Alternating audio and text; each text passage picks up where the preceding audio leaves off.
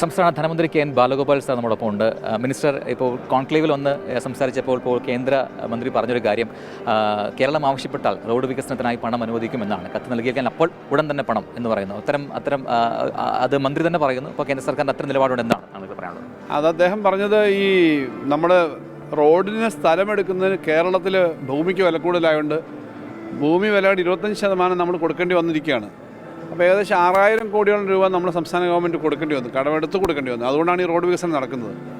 അത് ഒറ്റ സംസ്ഥാനത്തിന് ഈ പ്രശ്നമില്ല എന്നുള്ളത് നമ്മൾ ചൂണ്ടിക്കാണിച്ചപ്പം അന്ന് കേന്ദ്രമന്ത്രി നമ്മുടെ മുഖ്യമന്ത്രിയുമായി സംസാരിച്ചപ്പോൾ ഒരു കാര്യം പറഞ്ഞു. ഈ റോയൽറ്റി, ഈ റോഡ് പണിക്ക് വരുന്ന മെറ്റീരിയലിൻ്റെ റോയൽറ്റി, അതായത് സിമൻറ്റ് കമ്പനി തുടങ്ങിയതിൻ്റെ അതിൻ്റെ ജി എസ് ടിയുടെ സംസ്ഥാനത്തിൻ്റെ പാർട്ട് ഒഴിവാക്കി കൊടുക്കണം. അതുപോലെ മണ്ണും മറ്റും എടുക്കുന്നതിന് റോയൽറ്റി ഉണ്ട്. ഇതൊന്നും ഒഴിവാക്കി കൊടുക്കാനുള്ള നിലപാടെടുത്താൽ കുറച്ചുകൂടി സഹായകരമായ നിലപാടെടുക്കാമെന്ന് പറഞ്ഞു. കാരണം ലാൻഡിൻ്റെ പ്രശ്നം നമ്മൾ പറഞ്ഞപ്പോൾ അപ്പോൾ അതിന് നമ്മൾ ഒരു തീരുമാനം എടുത്തിട്ടുണ്ട്. അദ്ദേഹം പറഞ്ഞ് അതിൻ്റെ പ്രോപ്പറായിട്ട് കുറച്ചുകൂടി കാര്യങ്ങൾ കൃത്യമായിട്ട് കിട്ടിക്കഴിഞ്ഞാൽ ഞങ്ങൾ ആ പ്രൊജക്റ്റ് കൂടുതൽ കൊണ്ടുപോകും. ഇപ്പോൾ നമ്മൾ 2-3 റോഡുകളെ സംബന്ധിച്ച് പ്രധാനപ്പെട്ട ഗ്രീൻഫീൽഡ് ഹൈവേ അങ്ങനെ കുറച്ച് കാര്യങ്ങൾ തീരുമാനം എടുത്തിട്ടുണ്ട് ഈ പറഞ്ഞ തരത്തിൽ. അപ്പോൾ അതിനകത്ത് കൂടുതൽ സഹകരണം ഉണ്ടാവാമെന്നാണ് കേന്ദ്ര ഗവൺമെൻറ്റിൻ്റെ ഭാഗത്ത് പറഞ്ഞേക്കുന്നത്. പക്ഷേ അപ്പോഴൊരു കാര്യമുണ്ട്, കേരളത്തിന് മാത്രമേ ഈ GST ഒഴിവാക്കി കൊടുക്കേണ്ടതും റോയൽറ്റി ഒഴിവാക്കി കൊടുക്കേണ്ടതും വരുന്നുള്ളൂ എന്നുള്ളത് കാണണം. കേരളത്തിന് മാത്രമേ ഉള്ളൂ. കേരളം വളരെ ഡെൻസിറ്റി പോപ്പുലേറ്റഡ് ആയതുകൊണ്ടുള്ള ചില പ്രശ്നങ്ങളാണ്.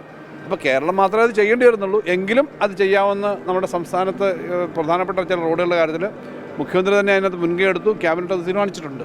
അപ്പോൾ അത് കൂടുതൽ നടക്കുമെന്ന് പ്രതീക്ഷിക്കാം. മിനിസ്റ്റർ, എന്താണ് നമ്മുടെ സംസ്ഥാനത്തെ ധനസ്ഥിതി എന്താണ്? ഇപ്പോൾ കഴിഞ്ഞ ദിവസം വീണ്ടും കടമെടുക്കാൻ പോകുന്നു. കടപ്പത്രം വഴി 2000 രൂപ കടമെടുക്കുക എന്ന് പറയുന്നത് എല്ലാ സ്റ്റേറ്റും എടുക്കുന്നതാണല്ലോ. കടമെടുക്കുന്നത് സാധാരണ നമുക്ക് എലിജിബിൾ ആയിട്ടുള്ളൊരു കടമുണ്ട്, 3% ഇപ്പോൾ അവർ. അതിനകത്ത് നമ്മുടെ കാൽക്കുലേഷൻ അനുസരിച്ച് കൊടുത്തത് 17000 കോടി നമുക്ക് തരാനുണ്ട്. പക്ഷെ അവരുടെ കാൽക്കുലേഷൻ അനുസരിച്ച് ആദ്യ റൗണ്ട് നോക്കുമ്പോൾ അതിൻ്റെ പകുതിയെ തന്നിട്ടുള്ളൂ എന്നുള്ളതാണ് വാർത്ത വന്നത്. ഇതെല്ലാ സ്റ്റേറ്റും എടുക്കുന്നതാണ്. ഇപ്പം തൊട്ടടുത്ത താരതമ്യേന നമ്മളെക്കാളും കൂടുതൽ സാമ്പത്തികമായി വലിയ സ്റ്റേറ്റാണ്, നമ്മുടെ ഇരട്ടികളധികം ഉണ്ട് കർണാടക.